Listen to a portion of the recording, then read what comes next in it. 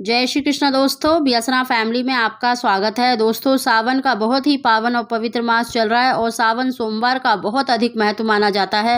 दोस्तों, इस बार सावन के महीने में बहुत ही दुर्लभ योग भी बनने जा रहा है, जिसके कारण 9 भाग्यशाली राशियों को संतान सुख के साथ साथ पुत्र प्राप्ति के योग भी बन रहे हैं। अगर इस सर्वार्थ सिद्ध योग में अगर आप सावन सोमवार में आप किसी भी सोमवार के दिन कर सकते हैं, पहले सोमवार में, दूसरे, तीसरे या चौथे सोमवार में आपको अगर एक वस्तु शिवलिंग पर चढ़ाकर अगर स्त्री 5 दिन खा लेती है तो यकीन मानिए आपको निश्चित ही मन वांछित संतान की प्राप्ति होगी। दोस्तों, उसकी जानकारी देने से पहले अगर अभी तक आपने मेरा चैनल सब्सक्राइब नहीं कर रखा तो सब्सक्राइब जरूर कर लें, बगल में बेल आइकन को भी दबा दें, जिससे मेरी आने वाली सभी लेटेस्ट वीडियो का नोटिफिकेशन सबसे पहले आप तक पहुंच सके। दोस्तों, इस उपाय को आप सावन सोमवार में कभी भी कर सकते हैं। आपको सावन सोमवार में देखिए पूरी विधि विधान से भगवान शंकर का पूजन करना है। अगर पति पत्नी मिलकर करें तो बहुत ही अच्छा है, नहीं तो दोनों में से कोई भी कर सकता है।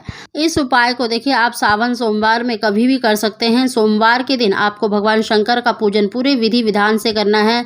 उनकी प्रिय वस्तु भांग, धतूरा, बेलपत्र अवश्य ही लेने हैं और साथ ही जो हम उपाय बता रहे हैं उसके लिए आपको देखिए 2 केले लेने हैं और 50 ग्राम शिवलिंगी के बीज लेने हैं और साथ ही देखिए पंचामृत से आपको भगवान शंकर का पूजन करना है। पंचामृत में आप गाय का दूध, दही, घी, शक्कर, गंगा जल इस तरह से मिलाकर आप चाहे तो 1 लोटा बना सकते हैं, नहीं तो आप 1 बाल्टी में बनाकर आप शिवलिंग का अभिषेक कर सकते हैं। सबसे पहले देखिए गणेश जी पर थोड़ा सा जल चढ़ाएं ओम गणेशाय कहते हुए, और उसके बाद शिव परिवार पर थोड़ा थोड़ा जल चढ़ाएं और शिवलिंग पर पतली सी धार करते हुए शिवलिंग पर आपको ओम नमः शिवाय कहते हुए जल अर्पित करना है। इस तरह से जल अर्पित करें, उसके बाद शुद्ध जल से स्नान कराएं, चंदन तिलक अवश्य लगाएं, अक्षत भी अवश्य चढ़ाएं और अगर आप जो भी वस्तु ले गए हैं भांग धतूरा वो अवश्य ही ओम नमः शिवाय कहते हुए शिवलिंग पर चढ़ाएं। और पूजा करने के बाद सबसे आखिर में आपको दोनों केलों को अपनी मनोकामना बोलकर शिवलिंग पर चढ़ा देना है और साथ ही आपको देखिए शिवलिंग के बीज भी अवश्य ही शिवलिंग पर चढ़ा देना है। आप उन 50 ग्राम शिवलिंग के बीज में से थोड़े से बीज लेकर आपको शिवलिंग पर अवश्य ही अर्पित कर देना है। धूप दीप जलाकर भगवान शंकर की आरती और माता पार्वती की आरती अवश्य ही करें और अपनी मनोकामना भगवान शंकर के सामने तो अवश्य बोलें और साथ ही नंदी जी के बाएं कान में भी आपको अपनी मनोकामना अवश्य ही बोलनी है।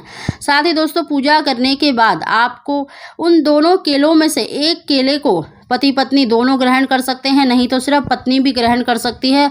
और जो शिवलिंगी के बीज आपने लिए हैं उनको आपको दूसरे दिन से ब्रह्म मुहूर्त में चाहे तो आप साबुत निकल लें 1-1 चम्मच, या तो आप उसका पाउडर बनाकर भी अगर आप पुत्र की इच्छा रखते हैं तो बछड़े वाली गाय के दूध से ग्रहण कर लें, नहीं तो अगर सिर्फ संतान की इच्छा है तो आपको सिर्फ गाय के दूध से ही ग्रहण करना है। आपको 5 दिन लगातार 1-1 चम्मच लेना है। आप गाय के दूध से ही ग्रहण करें और खाली पेट आपको ब्रह्म मुहूर्त में लेना है। भगवान शंकर की कृपा से आपको निश्चित ही मन वांछित संतान की प्राप्ति होगी। दोस्तों, आपको शिवलिंग के बीज 5 दिन तो अवश्य ग्रहण करने हैं और जिस दिन आप इस उपाय को कर रहे हैं सावन सोमवार में, पूजा करने के बाद आपको 1 बेल पत्र भी अवश्य उठाकर लाना है और सोमवार की रात्रि को ही अपनी नाभि पर रखकर सोना है। भगवान शंकर का ध्यान करें, उनसे प्रार्थना करें, संतान सुख की, पुत्र की जो भी इच्छा है उसको बोलकर आपको नाभि पर रखकर जो चिकनी साइड होती है बेलपत्र की उसको रखकर सोना है और दूसरे दिन उस बेलपत्र को किसी भी वृक्ष के नीचे अपने घर के गमले में डाल दें। यकीन मानिए भगवान शंकर और माता पार्वती की कृपा से आपको मन वांछित संतान की प्राप्ति अवश्य ही होगी। दोस्तों, इस उपाय को आप सावन सोमवार में कभी भी करें, निश्चित ही आपको लाभ मिलेगा। दोस्तों, अगर आपको हमारी जानकारी वीडियो पसंद आई हो तो इसको लाइक शेयर जरूर करें।